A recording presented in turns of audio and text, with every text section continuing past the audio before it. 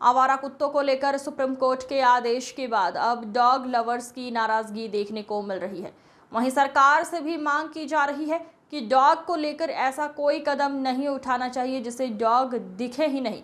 ये वो बेजुबान जानवर है जो अपने खाने के लिए भी बोल नहीं पाते हैं, और जब डॉग ही नहीं होंगे तो क्राइम भी बढ़ जाएगा।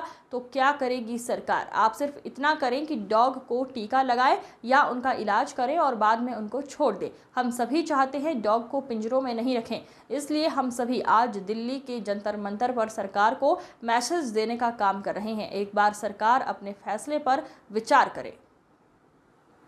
वहीं एक डॉग लवर्स ने कहा कि जिस डॉग लवर्स ने दिल्ली के मुख्यमंत्री पर हमला किया है, ऐसा नहीं करना चाहिए। हम भी उसका विरोध करते हैं और उसको सजा देनी चाहिए। मैं यहाँ पे हूँ जो बेजुबान है और जो हमारे सबसे अच्छे दोस्त हैं, बहुत समय से, हमेशा से जो हमारे अच्छे दोस्त हैं, मैं उनके लिए बात करने आई हूँ।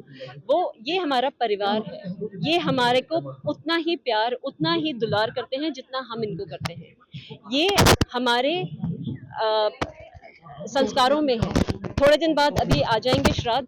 क्यों हमारे पुरखों ने हमें सिखाया है कि पितृपक्ष में एक गाय को, एक कौवे को और एक कुत्ते को रोटी दीजिए, इसीलिए ताकि हम साथ में प्यार से, सद्भावना से रह सकें।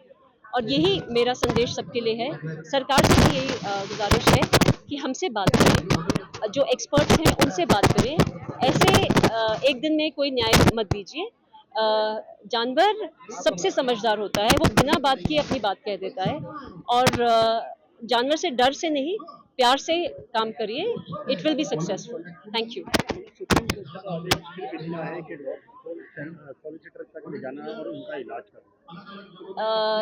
जो हमारी समझ है, सुप्रीम कोर्ट कह रहा है कि सारे कुत्तों को आप ले जाइए और बाड़े में रख दीजिए। वो बिल्कुल गलत है, क्योंकि कुत्तों को तो specially they need a human, उनको अपना मानव पेरेंट चाहिए। वो चाहते हैं उनके साथ उनका कोई पेरेंट हो। उनको प्यार की भूख है, उनको खाने की इतनी भूख नहीं है। और उस प्यार में जो केयर गिवर्स हैं, जो उनको खाना खिलाते हैं, जो फीडर्स हैं, वो उनका वैक्सीनेशन करा देते हैं, वो उनका स्टेरिलाइजेशन करा देते हैं अपने खर्चे पे।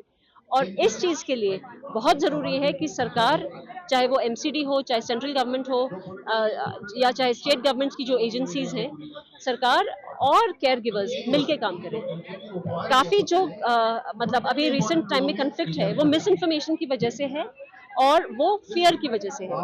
अगर कुत्ता किसी के साथ आके खड़ा हो जाता है, वो आदमी भाग जाता है, कूद पड़ता है कि ये कुत्ता है, मुझे डर लगता है। आओ बेटा, आओ, आइए आइए बेटा, आइए। पूछो ना। आपको किसी कुत्ते ने काटा है? नहीं, क्यों नहीं काटा? क्योंकि जो लोग उनके साथ में बदतमीजी करते हैं, उनको वो लोग डॉग्स काटते हैं। जो नहीं करते हैं, प्यार से, डॉग यहाँ पे खड़ा है, प्यार से चले जाते हैं, डॉग वो कुछ नहीं करेंगे ना। जो उनको पत्थर मारेंगे बच्चे, तो उनको तो डॉग्स काटेंगे ऑफ कोर्स। मेरा नाम कविता है और मैं प्रीतमपुरा से आई हूँ।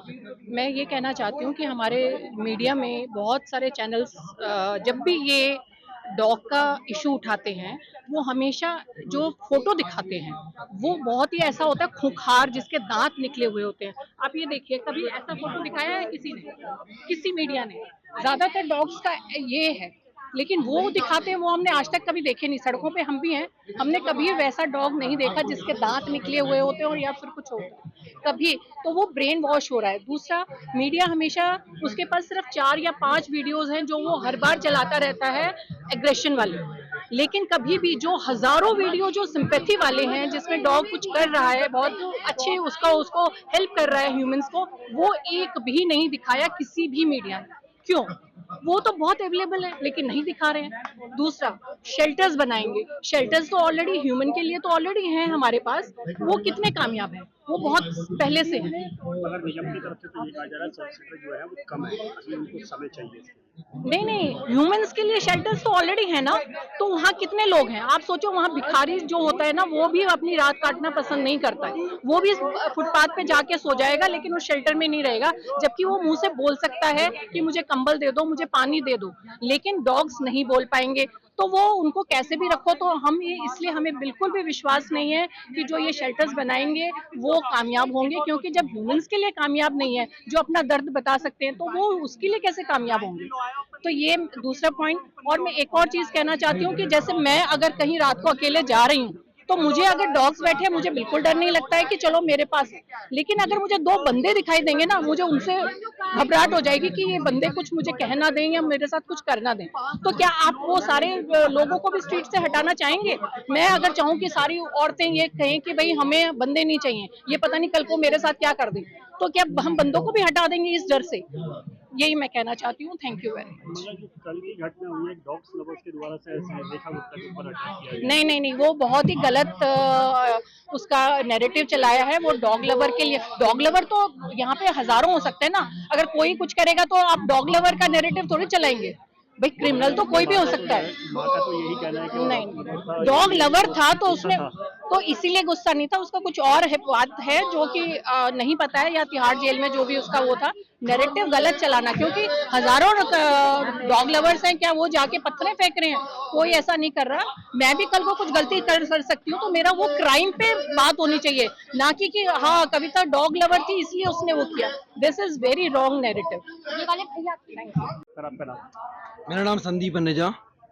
आवाज में मत जाना, थोड़ा गला बैठा हुआ है। सर ये जंतर मंतर आने का आपका लोगों का रीजन क्या है? क्योंकि डॉग्स लवर्स लगातार कहीं ना कहीं प्रदर्शन कर रहे हैं। हाँ जी, प्रदर्शन इसलिए करा जा रहा है जंतर मंतर पे और हर जगह पे भी कि ये लोग चाहते हैं, जो सुप्रीम कोर्ट ने जो ऑर्डर दिया है दिल्ली एनसीआर से डॉग हटाने को, वो वापस लिया जाए।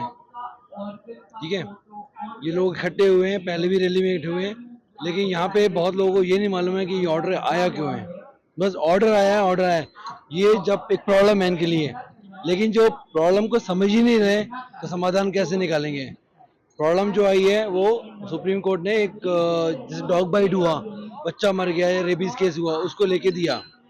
और सुप्रीम कोर्ट के पास बहुत सारी कंप्लेंट्स गई हैं ऐसी जो विपक्ष बोल सकते हैं, पक्ष विपक्ष बन गया। वैसे होना नहीं चाहिए, it's all about the human things, okay, nature things. लेकिन यहाँ पे ये बन गया पक्ष और विपक्ष मामला। तो उस साइड से जो डॉग हेटर्स हैं, जो जिनको डर लगता है, मैं डॉग हेटर्स नहीं बोलूंगा, डर का माहौल है कि डॉग काट लेगा, रेबीज हो जाएगा, इसलिए नफरत बढ़ गई है।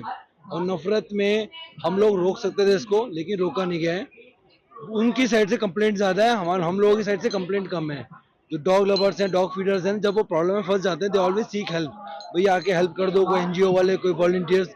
लेकिन बहुत सारे केसेस में 60 to 70% केसेस में वो लोग पीछे हट जाते हैं कि नहीं, हमें इस मुद्दे में नहीं फंसना है, लीगल केस में नहीं फंसना है, पुलिस स्टेशन नहीं जाना है।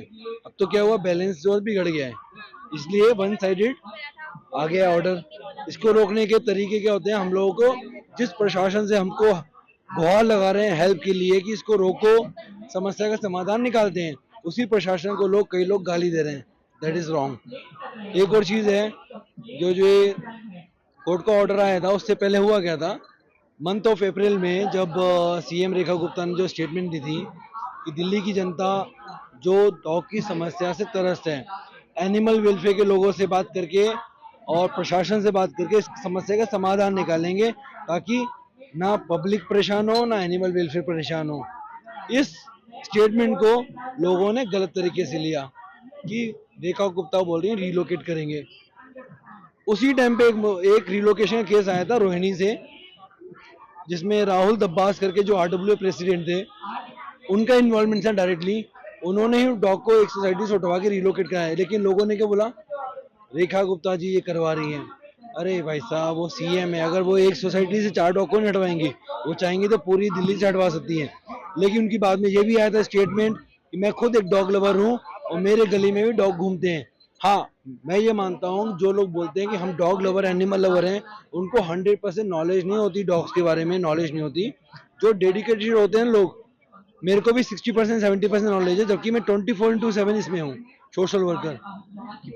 उनका दुख दर्द क्या है, प्यार करने का मतलब ये नहीं होता कि हमने बोल दिया आई लव यू। उसका सुख दर्द, खाना पीना, रहना, शेल्टर देखना, उसको दवाइयाँ देखना, वो सब एक जिम्मेदार होती है जो बोलता है कि मैं प्यार करता हूँ। ठीक है, रेखा गुप्ता जी नहीं बोलती है। लेकिन रियलिटी में क्या हो रहा है, कैसे एक्सीडेंट्स हो रहे हैं, बच्चे मारे जा रहे हैं, कैसे मदर डॉग के जो पप्स होते हैं उनको तंदूर में डाल दिया जाता है, कैसे मार दिया जाता है, कैसे फांसी लगाई दी है, वो चीज नहीं पहुंच रही है, क्यों? वो एक सर्टन लिमिट्स तक ही बनी हुई है, सोशल मीडिया ग्रुप्स तक, जो एनिमल वेलफेयर के लोग कनेक्ट हैं, ना कि रेखा गुप्ता जी कनेक्ट हैं। और रेखा गुप्ता जी सीएम है, उनके सर पे ना डेली के हजारों काम रहते हैं। पब्लिक के साफ सफाई देखना, इधर सड़कों की साफ सफाई देखना, पब्लिक की सेफ्टी देखना, बहुत सारी चीजें होती हैं। तो एनिमल वेलफेयर का जो रोल है ना, हम लोगों को प्रॉपर तरीके से उनको अप्रोच करना था कि ये समस्या है एनिमल वेलफेयर की, अगर आप डॉग लवर हो तो इस समस्या का समाधान हम लोग कैसे निकालें। अगर गवर्नमेंट ऑफिशियल से बात हुई थी, गवर्नमेंट ऑफिशियल्स क्या है, उनको भी ज़्यादा नॉलेज नहीं होती है, चाहे वो AWI देख लो, किसी भी प्रशासन में देख लो, ज़्यादातर लोगों को नॉलेज नहीं होती है, उनसे बात करनी पड़ती है। वो भी इंसान है, जैसे हम सीख रहे हैं वो भी सीखेंगे। बात तो करो, बात बिना बात किए हुए इन लोगों ने, बहुत लोगों ने प्रवोक किया है, आ बैल मुझे मार, वो गलती हुई है इनसे पहली बात। तो भैया वंस ईगो हट हो गया है, इस बारे में आगे समाधान निकालने की जगह इन्होंने घमासान कर दिया है। समाधान निकालने की जगह घमासान युद्ध हो गया है और ये बन गया एक पॉलिटिकल मुद्दा। लोग बोल रहे हैं कि इस पार्टी को जोड़ लो, उस पार्टी को जोड़ लो। भैया पार्टी कोई भी आ जाए, समस्या सेम ही रहेगी। का जो फैसला है वो यानी कि वो गलत है। कोर्ट का जो फैसला है वो देखिए क्या हुआ, उन्होंने कंप्लेंट से की है कि बच्चा मारा गया, जबकि वो बच्चा जो है ना रेबीज से नहीं मरा था, जो चीज देखी थी। और भी चीज देखी होंगी, मैं ये नहीं बोलता हूँ कि उसी देख के बोला होगा, और भी चीजें देखी होंगी, उनको मालूम होगा समस्या बढ़ रही है। जैसे वो हमारे ब्रिजेश सोलंकी जो बुलंदशहर में मरे थे रेबीज से, करीब 2 महीने होने